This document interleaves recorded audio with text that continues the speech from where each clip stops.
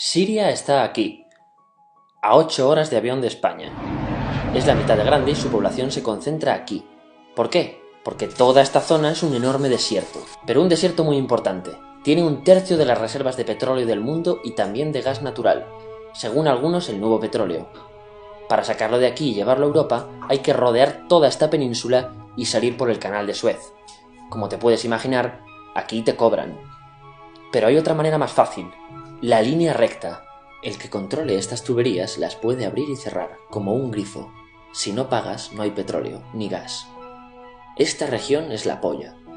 La civilización en el planeta empieza en 3 sitios y este es uno de ellos. Mesopotamia, aquí. Sumer, que te sonará menos, pero es el puto inicio de todo. Aquí también. ¿Recuerdas la Torre de Babel de la Biblia? La hicieron estos tíos. Egipto, aquí. Siempre ha sido un punto de contacto entre Oriente y Occidente, dando a Asia salida al Mediterráneo. Quizá por eso aquí nacen las principales religiones monoteístas, el judaísmo, el cristianismo y el islam. El islam es el último que llega y de hecho acoge a las 2 anteriores. Adán, Noé, Moisés, Jesucristo son considerados profetas islámicos. Bueno, al grano. Como la zona es la hostia, todos han querido controlarla y siempre ha estado dentro de algún imperio. Persas, griegos, los romanos. El imperio romano termina partiéndose en 2, y finalmente solo sobrevive esto. Ahora es cuando la última religión monoteísta, el Islam, construye su propio imperio. ¿Te acuerdas de las cruzadas? Bueno, pues son los europeos cristianos intentando recuperar esta zona de la que estamos hablando. Los últimos en llegar son los turcos, que ojo, no vienen de Turquía, sino de a tomar por culo en Asia, junto con Gengis Khan. Lo conquistan todo y fundan el Imperio Otomano. El Imperio Otomano se queda ahí hasta la Primera Guerra Mundial, 600 años. Cuando acaba la Primera Guerra Mundial, aparecen pequeños países donde antes estaba el Imperio Otomano, y por primera vez vemos a Siria en un mapa. Hasta ahora la habíamos dibujado para no perdernos. ¿Y quién se inventa esos países? Lo que te voy a contar es alto secreto. Bueno, lo era en 1916.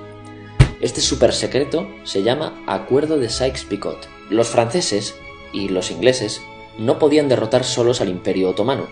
Solo podían si les apoyaba la gente que vivía dentro, en su mayoría árabes. ¿Cómo se los ganaron? Pues les prometieron la Gran Arabia, un país solo para ellos. El único problema es que era un timo. Antes de seguir, recuerda una cosa. Los árabes son un pueblo, pero no una religión. O sea, un árabe puede ser musulmán, puede ser cristiano, y antes del Islam parece que hubo tribus árabes con tradiciones judías. Bueno, pues a los árabes no les dieron ese único país que les habían prometido.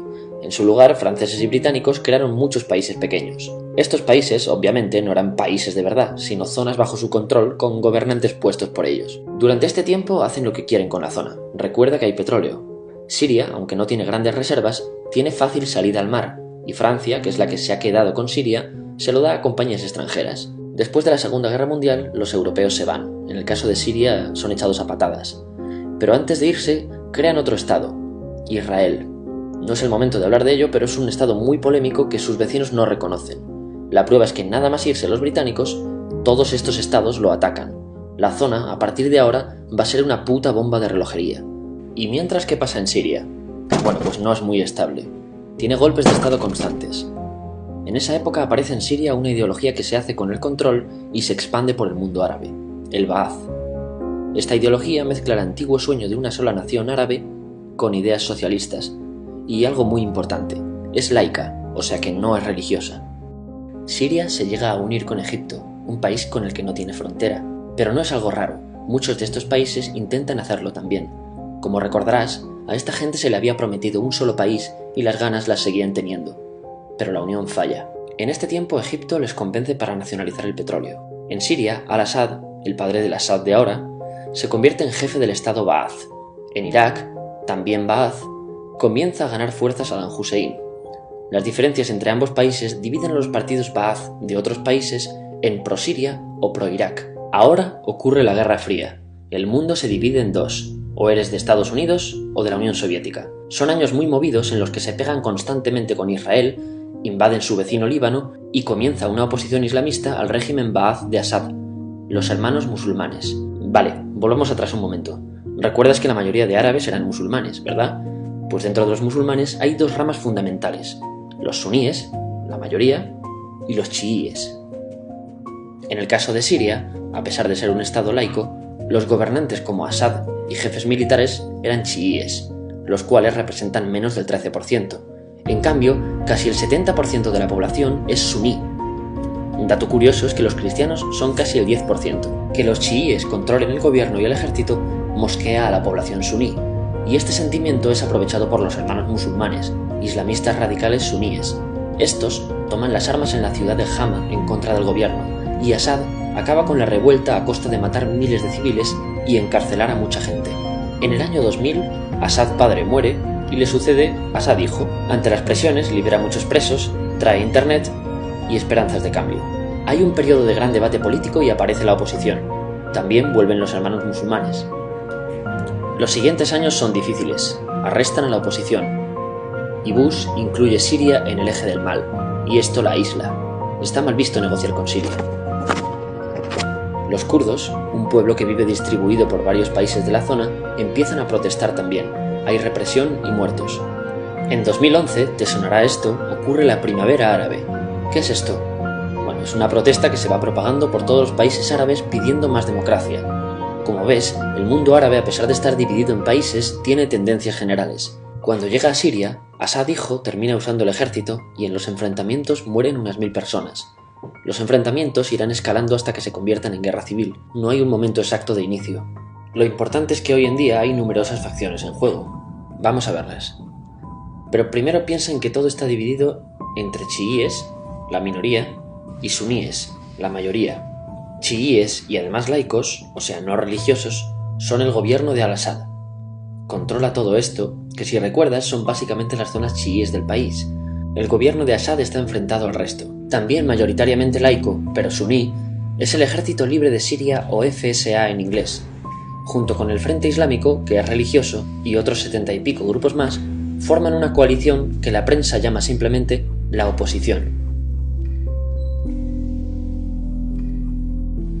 También suníes e islamistas, pero radicales, son Al-Nusra, llamados Al-Qaeda en Siria, porque son básicamente eso, Al-Qaeda en Siria. Otros islamistas radicales son el ISIS o Estado Islámico.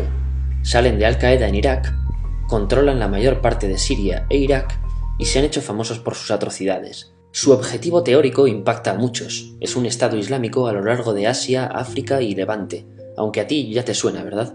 En naranja tenemos al pueblo kurdo, que recordarás porque el presidente Al-Assad lo reprimió, al igual que gobiernos de países próximos también hacen. Ahora controlan militarmente esta zona. Antes de terminar, repasemos los apoyos internacionales a fecha de octubre de 2015. Las fuerzas de Al-Assad son apoyadas por Rusia, que ya tenía base militar en el país antes del conflicto, por Irán y por China. Todos son países de lo que Europa llama Oriente. En contra de Assad, apoyando a la llamada oposición, luchan Estados Unidos, Turquía, Francia, Gran Bretaña y Arabia Saudí. Podemos terminar con algunas conclusiones. Te advierto que esto ya es pura opinión. Si recapitulamos, vemos que la región es estratégica. Por su situación privilegiada, todos la quieren. Siria siempre ha estado bajo el paraguas de grandes imperios. Piensa que hace 100 años la actual Francia era Francia, Gran Bretaña era Gran Bretaña, pero es que hace 200 también, y hace 300 también, y hace 400 también. En cambio, Siria solo es Siria desde hace menos de 100 años, y solo se gobierna a sí misma desde hace poco más de 50. Además, jamás decidieron sus fronteras, se las impusieron. Europa divide Oriente Medio a su antojo para controlarlo, diseñando países sin tener en cuenta su población. Muchos historiadores dicen que todo pueblo tiene la necesidad de manejar su propio destino, pero estos ingredientes que hemos visto juegan en contra de proyectos como la Siria Ba'ath, que encima usa la represión para mantenerse. En última instancia, producen una guerra civil. En este contexto no es extraño que aparezcan actores que se alimenten de la desesperación, el sentimiento suní de opresión y la visión de Occidente como invasor. ISIS usa la identidad árabe y la mitología de antiguos imperios. Cuando quieras entender el presente, pregúntate: ¿y el pasado?